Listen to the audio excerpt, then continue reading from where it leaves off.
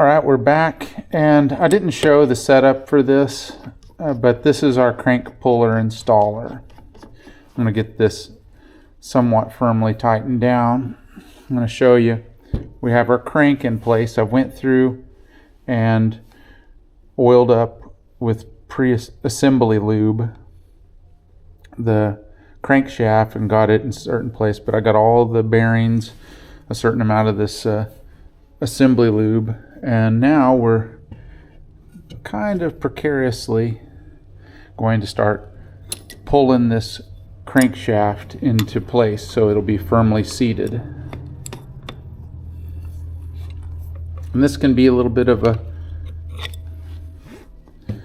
you know, I'm not using my engine stand.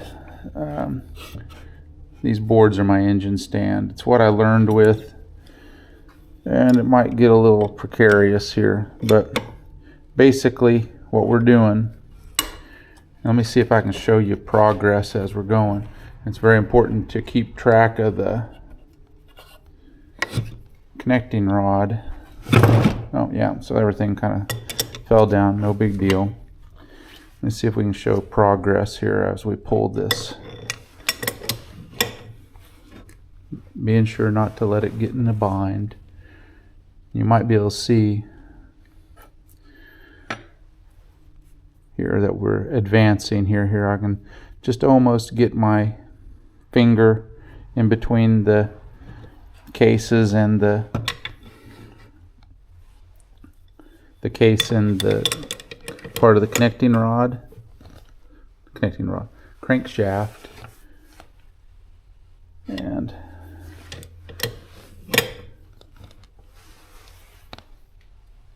so I've completed about a turn and a half, 2 turns here. You can see that the gap is closing.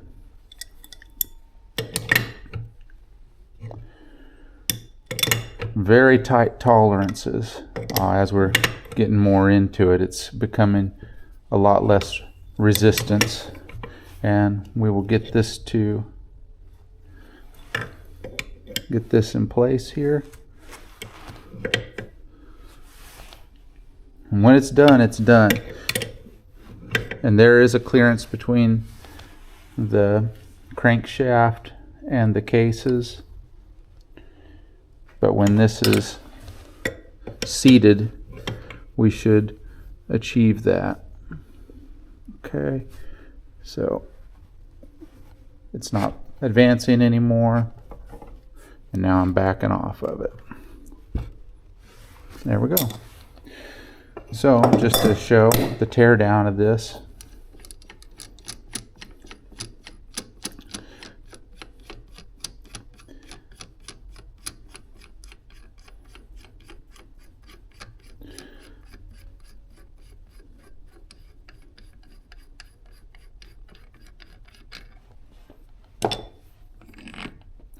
it gets a little sticky at a certain point on this.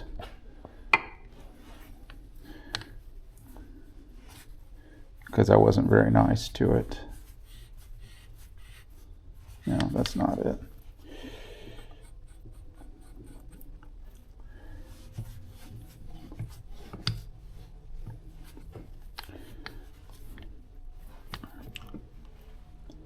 There we go.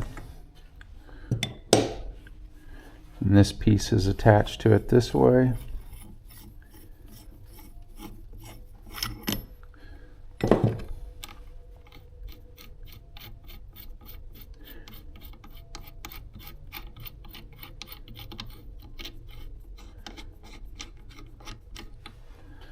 And just like that, we're in good shape. And I'm going to just assemble this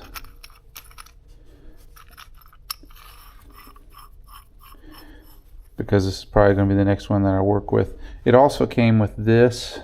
That might not even be the part that goes with it, but it's just something that I made it work with it. Sometimes these puller installers, crankshaft puller installers, don't have the right parts for your setup. But if you know a few things, you can make a few things work. Okay. Since we're doing it live here, we're going to put our puller installer, crankshaft puller installer to the side. I'm going to set this guy off to the side as well. Or gal, I don't know what its pronouns are.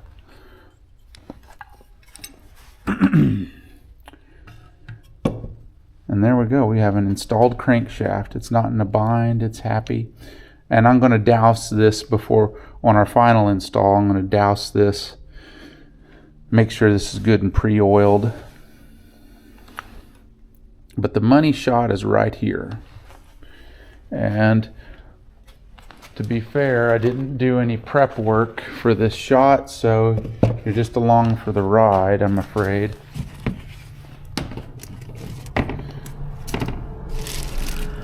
I was looking at the crank, or the clutch here yesterday. I was making some comparisons. There it is, there's what I was looking for. I was making some comparisons to, on the E model over here, forgive my mess. It's just one of the natures of the Dewey. But I'm going to have to replace my clutch basket on the E model because it's got slop in it. I'm probably going to go with a Wiseco basket. But it's got, well, I can show you real quick. It's got noticeable slop. This doesn't have any in it, but it's got slop because there's like a grommet type thing in here, and they're wore out. It'll turn, probably about a 1/4 inch or more, which is way out of spec, and that's why my clutch feels a little funky. But I digress. It's one of the reasons why we didn't get anywhere on this recently. So anyway, okay, let's wipe this thing down a little bit.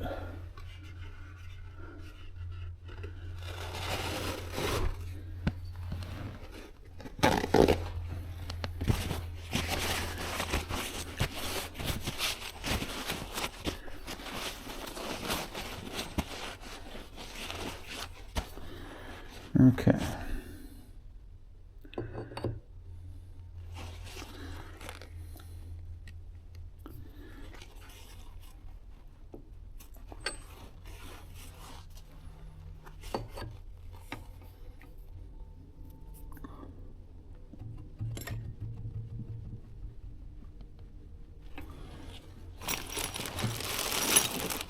Set this right down on top of my dead blow hammer here.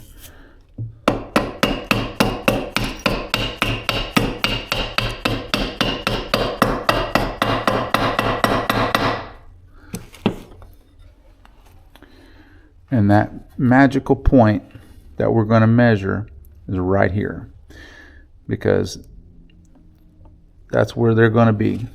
This has got a dowel pin that goes in where it's lined up with its dowel pin on the crankshaft and the keyway. And that's where we measure them, because that's where they're the closest. And that's where they're in time. And they have to have clearance right here. So that's why I assemble it. This over here is the stator side. Our clutch handle, our clutch lever right here. And this is our stator side. And I pre-assembled this crankshaft into its place, and we've got to measure. And I think I'm gonna have to look here and see what the spec is. I want to say it's like 5 mils. It's got to have 5 mils of gap, but I'll have to look and see, because when all this is going, we have to have clearance, because you have to understand, you got to think fourth dimensionally, Marty. Some of you might get it, some of you might not. When this engine is warmed up, things are going to expand in certain ways, and we're going to have inertia affecting the clearances of this. So it's very important that this has clearance, or it'll make clearance the easy way, which will make things the hard way. And we don't want that to happen to Link here. So we're going to measure that, or I'm going to get set up to measure that. I'm going to make sure we have our values, and we will come back and we will measure. All right, I'm going to describe myself here. They call for 1 mil, okay, as a minimum. Well, what I have here is 2 thousandths, or 20 thousandths and 21 thousandths, or 0.533 mils and 0.508 mils. Okay, together that's 1.3 mils and some change. Bingo. But let's measure exactly what kind of clearance we have here. So we have 0.508 and 0.533, and let's just throw in 559 here. Let's put all three of these together. Okay, it's not got 1.5 mils. Okay, so let's just see how much farther we can get here. So this one here is a very worn one that I use.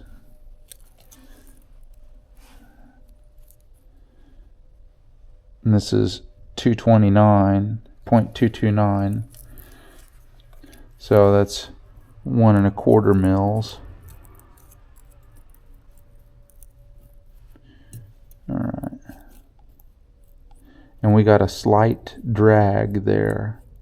So we have 0.2 mils extra. So if this is 229, let's do a little quick math here.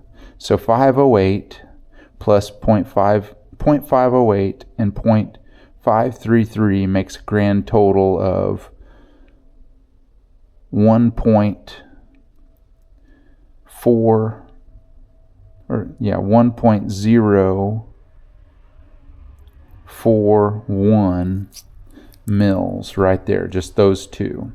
And then we add the 0.229 plus, so we carry the 1, that makes it a half, 1.5 mils plus 0.2, so we have like 1.7 mils clearance. See right there, that's the point, and it's a slight drag there.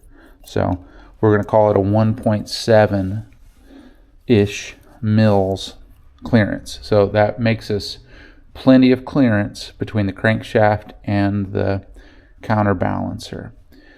I'm going to stop this video here because we've kind of jammed a lot of things together. The next part is going to be installing our transmission and getting it correct, squaring up this entire case half, and then we're going to start doing the final preparations for joining the case halves together, which is, things are going fast, folks. Things are going fast. So fast that I'm losing my voice. It's crazy. But we've successfully got all of our bearings installed, and I will say also with what I did earlier today was I put the keepers in for these two parts as well. So we have our screen and all of these other components. So when it comes to be their turn, I've already cleaned this out, so I'm putting this towel over it. I'll lubricate them. I'm going to do one final cleaning on the transmission, and then we'll put it into place, and we will join the case halves. So with that, I'll say thanks for watching, and we'll see you next time.